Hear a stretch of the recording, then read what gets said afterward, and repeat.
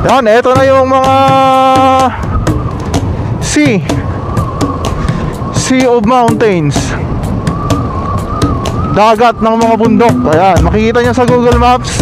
Yung mga kabundukan na yan is part siya ng mga Taram Pangasinan.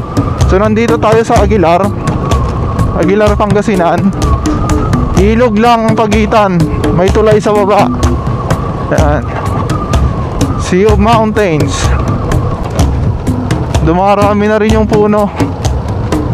So ayos, may mga nagti-tree planting. Yan yung nasunog dito, nasunog dati to eh. May mga tumutubo na rin. Alright, sulit na naman, sulit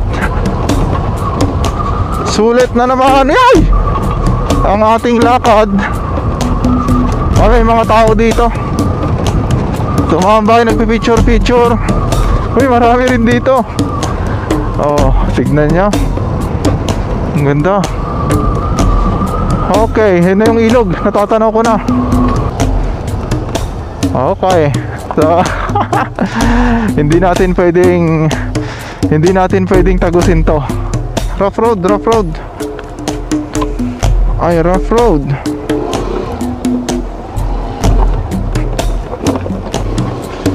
Ay, mabato.